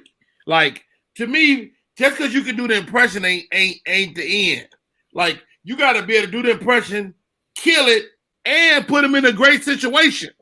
Right. You always do that, man. Talk to me about your mastery of your voice and then tying them stories together. Well, it started. I first started, and that's when I first discovered my ability to change voices. Was in elementary school. All right, so I learned it's an inner ear thing. It's a pitch. It's an ability. Oh, I'm gonna tell you what an impression is. They're in relations to like a singer. We identify with singers. People always ask, man, you can do impression. You must can sing. I wouldn't say that. That's like saying, well, you can catch the ball. I mean, you must be a receiver. No, I'm a defensive back. You always say defensive backs are receivers who can't catch. Well, impressionists are singers who can't really sing. And what I mean by that is, now some can maybe carry a tune, but singers can harmonize and maintain and sustain notes and tunes. Comedians, we identify with the same pitch, but we do it in a different way. You know what I mean? Okay. So that's kind of how I equate it. And I first discovered it in elementary school. And because I also was in a band too. So in the band, I could play by ear as well as I can read music. I can hear a pitch and I'll pick up on it and play by ear. That's also the same as being able to do impressions. You know what I'm saying? So my approach to it, man, when I just put it in. What voice? Who did you do first? When I the first human, I used to do I did old school people, man. Like, let's say, for instance, when I first started, man, Reagan was in office. Okay. So Reagan had that real distinct. Hey, how are you? Hey. Will we come to the United States of America? We are here to, I was shaking, doing the whole nine, and he was in office and he had that distinct voice. I did his voice. Anybody I can latch on to. Rodney, man, we're about the same age, man. You know who was distinct around that time? Like, I was doing, this is Howard Cosell. Dirty. And welcome to Wide World Sports. Today, we got an epic boxing match between Muhammad Ali and Joe Frazier. I'm here with Muhammad right now. You know how when I first came, I was going around, I moved too fast. Keep your cameras on me. So I was latching on to all those voices back then. And then the Smurfs were out. The Smurfs came out. And I was doing every time the teacher would leave class in elementary school, they'd be like, Tony, do such and such, do Jokey Smurf, do Papa Smurf. So I did all the Smurfs back then too, man, in school. And they all had a distinct cartoon. I'm very cartoonish too. So I was doing Smurfette. I just love flowers. Are we there yet, Papa Smurf? Not far now, Andy, So Tone, do you talk a lot during sex? Because you could talk. You know what? I every now and then I will be talking. I do a little something, you know what I'm saying? I do an impression, she may like at the time, Hey, wait, Tony, you got a girl, you doing your thing, and she loved the Smurfs. Go. Go, right? Well, I must say, this is nice round ass right here. Hey, not now, Jokey. Are we there yet, Papa Smurf? Almost there. My latest impression during sex, I do Will Smith. I just slap that ass. I love it. Where's my exit button? Where's my exit button? Wow. That's so good. Tony, you ain't never taught a class or anything? Do you teach comedy classes? No, I don't. I don't actually. I haven't. I've given it some thought, but I'm just so busy. I need to just take time out to try to maybe do a class. I know Rodney does one, and he's busy. So I do improv workshops. But every time I see a young comic start a class, I'll be like, I should do a class. Right, right, please. Because I'm tired of the young comics. But I'm like, nigga, you don't really know what you're talking about. Yeah, right. Or you don't know the theory behind what you're saying. Oh, I agree.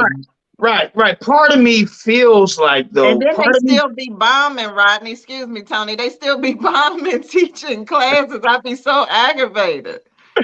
Yeah, but I'm sorry. Go ahead, Tony. No, you're good. I just feel like a part of me feels like you just can't teach it. I mean, there's some things about it you can advise young comics on, but I feel like if it's in you, it's in you. Kind of like, that just, I feel like if it's a God-given ability or gift, it's just in you. I mean, you could. Let me give you this, Tone, because I used to say the same thing. And David Arnold, rest in peace. Me and him had a conversation. And he was like, Rod, you can't teach funny, but you can teach the ABC of comedy. Okay. There is a nuts and bolts to what we do. Yeah. So he said, I can't make you funny, but I can show you, I know guys that weren't as funny as me that were better comedians. Right. because I had a gift. It allowed me to circumvent some stuff that they had to learn. And so James Hanna, who was a great comedian, but he wasn't a better comedian than me, but he understood the A, B, and C, D of comedy.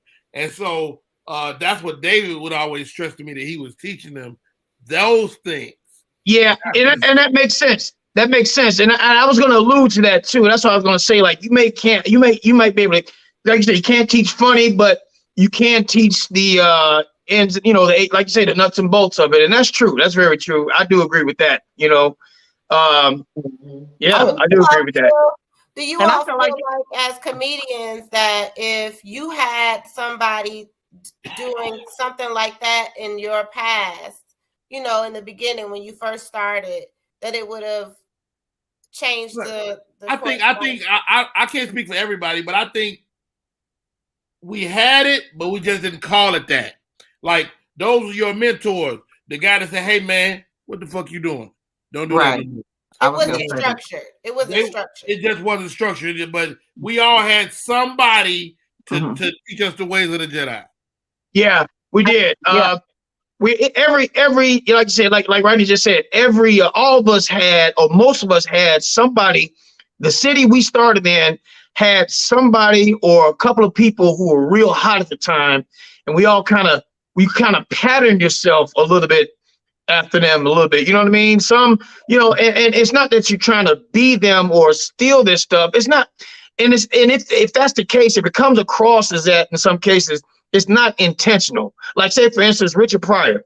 When he first started, he almost calls himself Richard Cosby. He patterned after Bill Cosby. Right. He wasn't necessarily trying to steal his jokes. He kind of adapted to his style. But Rich learned as time went on that wasn't really his style. And when he came back, when he left and came back, he came back as a Richard Pryor we all know today. So a lot of comedians have done that, and I get that. I get that you pattern yourself after like when I first started with the Universal Circus.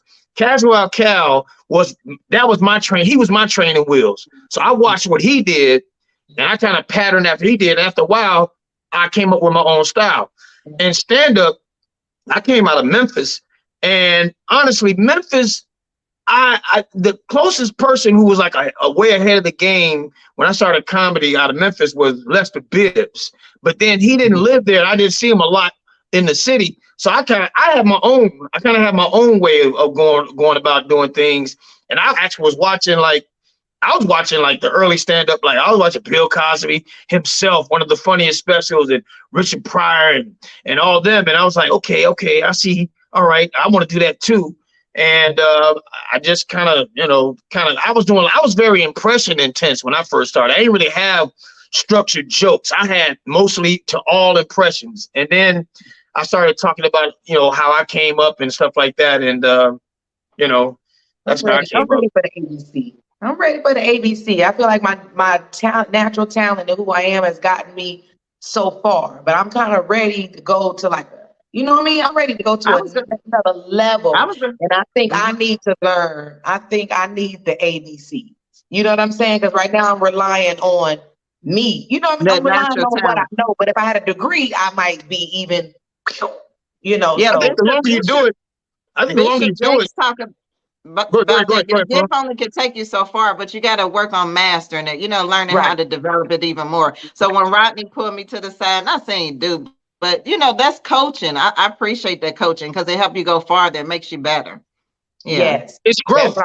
It's just growth. The more you do it, we definitely have to work on it in our time. In our spare time, we got to work on stuff, sit down and kind of, I know a lot of us, I don't know about y'all, I go through writer's block sometimes, but you got to sit down and look at the stuff you already got too. You know what I mean? Right. Look at the stuff you already got. You could see, look at how can I extend it? How can how can I tweak it? How can I cut some of the fat off? Or, you know, it's a study. We got to study of our own, or study ourselves. And whenever we do a guest spot, if we do a guest spot, make it be a set with purpose and not just a set just to be going up. Agreed. A set with purpose is when you at least doing one or two new jokes, if not a whole new set, at least you want to work on at least 1 or 2 new jokes each time you go up. That's a set with purpose. If you're not, if you're just doing a guest spot. So that's a productive guest spot instead of just going up just to be like, hey, I'm in the room too, kind of deal. So that helps growth.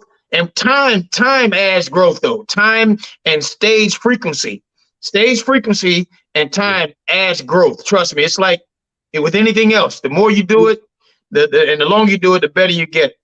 All right, Candy, go ahead. That's what I was gonna ask. Like, does it get easier? Like every time you go up, does it not the part of the writing and all of that, but the stage presence, the comfort, does it get easier or is it different every time because it's a new crowd, it's a new environment, you don't know, the people? Go ahead, Tony. I'll let you hear your take on that. All right, does it get easier? I wouldn't necessarily say, I don't want to use that word easy, because that'll cause complacency or something. You know what I'm saying? You get too it's more of your level of confidence gets higher, and you, because we got levels of confidence. Trust me, all of us on here we weren't as comfortable back when we first started as we are now. But that comes with growth. So I think the level of comfort and experience, it's easier for us to recognize. Okay, it's easier for us to recognize and evaluate each situation and crowd. All right, and with our level of comfort, it's easier to relax, but it may not be as easy to do the room. You know what I'm saying? The crowd, it's easier to relax now. It's like, okay, let me approach it from this angle. Let me start with this. I'm gonna do that, and it's easier for us to assess the situation before we go up. But it's not always. Comedy's always hard. Trust me. I'm still nervous. Well, it's not nervous. It's more of an anxious energy. But I'm still like, I never take any crowd for granted. I never be like, man, I've been doing this for a long time. I know I got them. That's when you always set yourself up for failure. It's more like, okay, I'm confident in what I got to say. I think I'll get them with this. And if not, I got a backup for that. You know what I mean? So, yeah. I still got a boo-boo, Candace. I still got a boo-boo every time. I still get nervous. I still get nervous. That boo come up, boy. He's like, whoa. I personally don't get nervous, but I just don't operate good in nervous places. Okay. So yeah. I was explaining to my daughter, when I'm having a tough time, I'm usually in uncharted waters. I'm in like a situation I've never been in. The time I was in the all-white audience, I was fucking scared as shit. The first time I was in a corporate place, I was afraid. But once I do it, I understand it and I can go. And like, say for instance, this weekend, so we had 2 headliner show. Brubman was going to before me. Well, Brubman is a bona fide celebrity. Right. And he had celebrity and he was funny. So I evaluate how I'm gonna approach that set, But I relish that. It makes you better. It make you better, Make you better, right? But Rodney, that's because Rodney at a point now. He's at a point where he know how to come up behind something like that. If I guarantee you, Rodney, I know I'm the same way. If we were young in the game and had to follow a bona fide celebrity, would have been so nervous. Like, or you would have yielded. You'd have been like, you go last. But But like following Tony ain't a game. I know, right? Tony Tone is not. I told you. I say, Tony, nigga, next time I follow you, nigga, we gonna be in the funeral.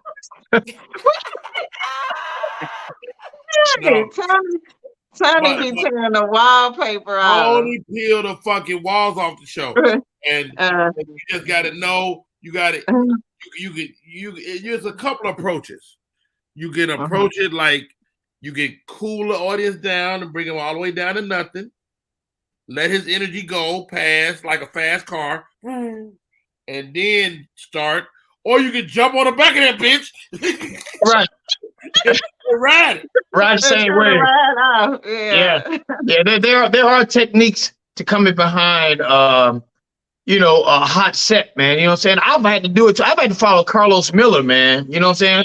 Carlos put some heat on me. Landry. I don't know if y'all know Landry, man. Landry's a funny brother.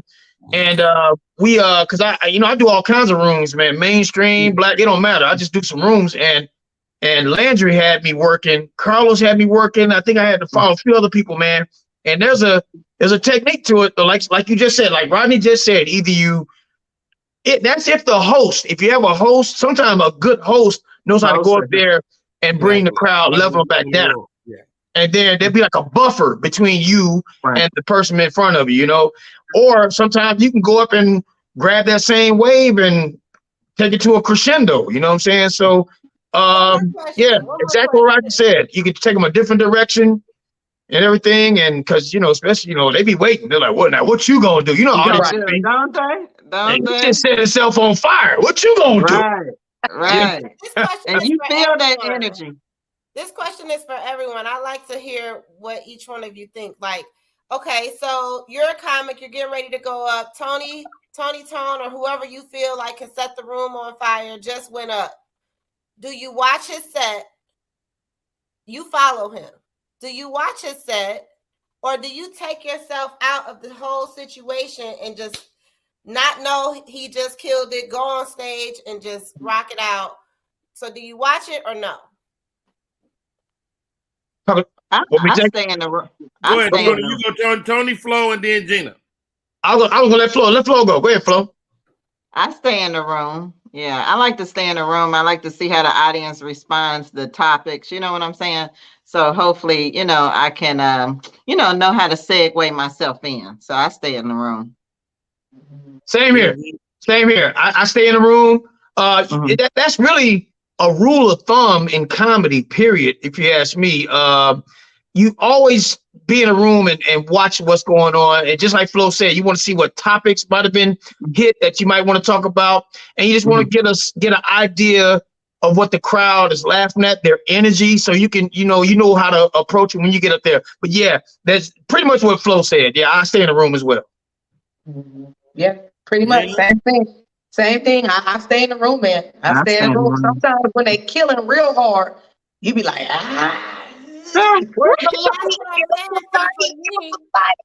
But you have to watch it because, like Rodney said, it fuels you up. You know what I'm saying? You next, so you like, okay, hey, don't go up there on no sucker. Don't go up there like a sucker. They just it's game time. It makes you better. I like following. Yeah.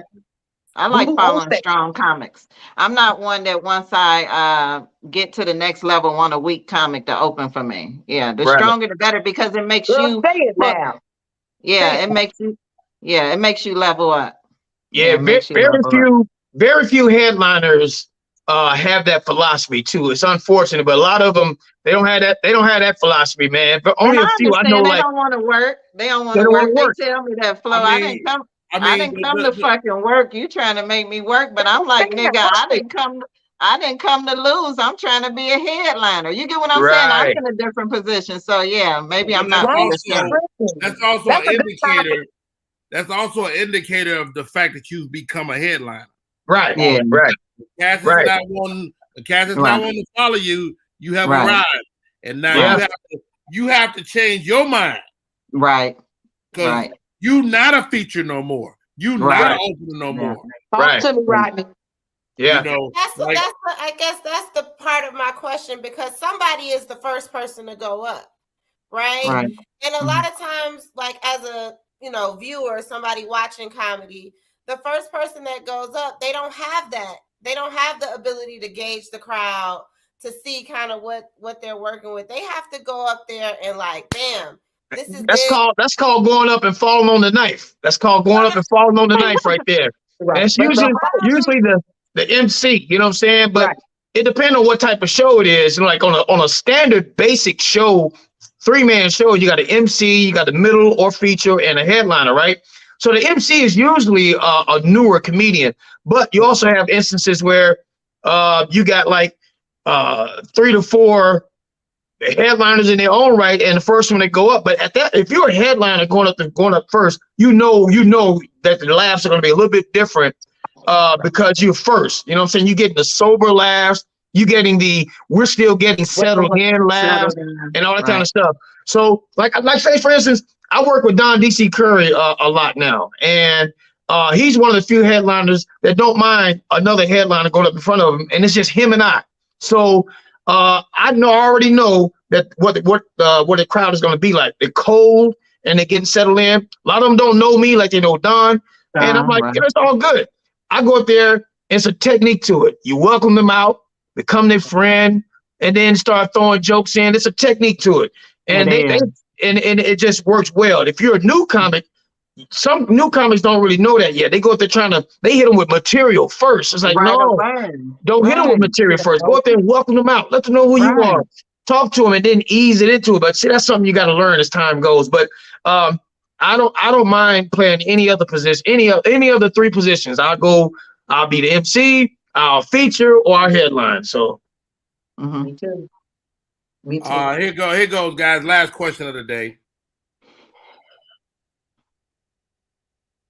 Do you have a chip on your shoulder? Hell nah. I'm humble as hell. I'm humble. I'm too humble. Let me okay. Do you have a chip on your shoulder, like you go to other cities or it's somewhere new and you need to let motherfuckers know who Flo is, who Gina is, who Tony is? Do you walk around with a chip on your shoulder? Flo, you say no. No, because you never know how people gonna respond to you. Now, in my head over the years, I have developed more confidence in myself, more the fact that I'm to the point now, because things I've noticed is not really taking dips for me. It's pretty consistent. It's actually been my comedy's actually been getting stronger. But I think that comes from like years of doing, I have more reassurance, but I don't necessarily walk with a chip because you don't know how this audience is going to receive you. But I am sure of what I have and my talent that I feel like Tony was saying. If you got a chip or you don't, Flo. No, I don't. No. All right, stop right there. Yeah. Stop right there. You do not have you got a chip on your shoulder. No. Flo, Gina G, Too Funny. Do you walk around with a chip on your shoulder? But what do you mean? Maybe I'm slow. What you mean by like? Do you walk around like I'm about to let these motherfuckers know who the fuck Gina G Too Funny is? And I'd be scared though. You know what I'm saying? Hey, listen. When I go to another city, I don't keep me nervous, dog. I'm like, dude, they don't know me. You know what I'm saying? But I'm trying to get to what your statement earlier, Rodney. That's when you know that you're a headliner, you know who you are. Now you're getting, more confidence. That's kind of where I am, y'all. I'm still for real, the one like, for real, I was funny, for real. I'm sick of that shit. I'm ready to be like, so I go to other cities, so I be nervous. All right, stop right there. Tony Tone, do you walk around with a chip on your shoulder? A resounding yes. A resounding yes. And here's why. Here's the chip. I'm competitive, actually. I'm actually very competitive, all right? But not in a negative way where I want to go up. Don't gloss the shit now. No. I know what I'm saying is like, some people are competitive, but in a hateful way. Like they want to they want to go up and kill it, and they gloat off of people struggling behind them. No, that's not my competitiveness. My thing is, look, and I'm gonna tell you, my chip has grown even bigger since social media. But my thing is, my chip is, hey, look, I've been in this game for a long time, and I'm not a household name. I've been in the game over 30 years, and I'm not a household name. I'm not jealous not bitter about it. My thing is, y'all gonna know, like you said, Rodney, y'all gonna know who I am. For those that don't know, y'all gonna know me. And when I'm done with this show, it keeps my fire going. My chip keeps my fire going. It keeps me competitive. And I have a big chip, man. I mean, for so many reasons, but I definitely not in a negative way, but I got a chip. No. Yeah, but it's not mean. It's more so from a competitive standpoint. My chip is negative and everything. Yeah, right. Yeah. When I go and I'm a nice guy. I'm gonna humble all that bullshit. I'm all that. You're nice. Yeah. Like when I go to LA, I come in there with a big ass piece of cheese on my shoulder. Let me tell you something. I want the young niggas to know I'm still here. Yep. I want the old niggas to know I ain't going nowhere. I'm still better than you. I want all these motherfuckers, all these different groups. If you old and you ain't seen me in a while, I'll still fuck you up. Yep. Right. Yep. Right. and I go in there with that mental chip, it's probably counterproductive. But fuck humble. Yeah. Yeah, I'm like that. I'm humble too, but yeah. Let me tell you something, Flow So Amazing. You amazing. Your name ain't Flow So Amazing. Your name ain't Flow So I'm pretty good. Right. Right. Your name Flow So you that's a legitimate thought. And so anything less than amazing is counterproductive to your bigger goal. Yep. Yep. You gotta go in that motherfucker like, and I'm not saying have a chip, but I'm saying get it, Joe. You go in there like you deserve it. Yeah. Okay, so I got a mental chip. I just don't walk around, Eric, and I don't go around telling people, watch what the fuck. You know how people, they just loud. You ain't gotta say nothing, but it's a way the way it make people feel. Yeah. They gonna know that part. You're like you said, you don't have to walk around like that. What it is, it's your act speaks for you. Your act says it all. It's like, well, how you bring it across. No, it's not the act. It's before you open your mouth. The energy. The energy. It's before you say anything. Hey guys, I'm sorry. I really want to keep this conversation going, but the show is over. This was a good one, Rodney. Let's just get started. Real quick. You bring it off the show.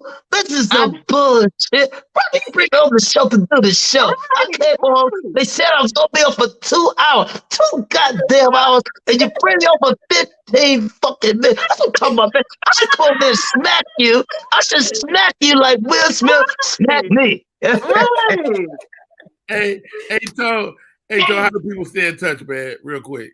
Oh, you can find me, of course, on Instagram at Tony Tone Comedy. That's TonyTone Comedy. Tony Tone Comedy. Also, comedian Tony Tone on Facebook. I got one of my pages have my government name on it, Tony Llewellyn. But yeah, Tony Tone Comedy. Tone the Comic on Twitter. And yeah, you can find me just riding around the country, man, making people laugh. I love it. Gina G, how do we stay in touch? Man, Gina G 2 Funny, man. All platforms. Gina G, the number 2 Funny. Fuck humble. Fuck humble. I like it. I got it in my head. Flow So Amazing on all social media, guys. I love it. Thank you, Miss Flo. Candace, real quick before we go. Yeah, you could find me on social media at Candace_Latoya. You can also find me every day, for the most part, on the Rodney Perry Live Show. Yeah. And on Sundays and Thursdays and Mondays in front of the TV watching some NFL football for the next few months.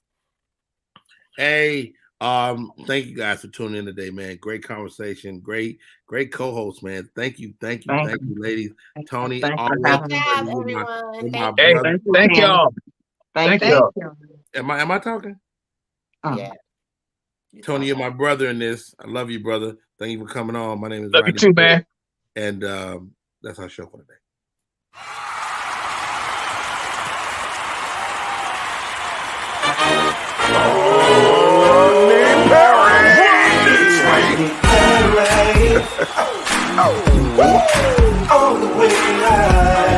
Get ready for America's #1 funny man.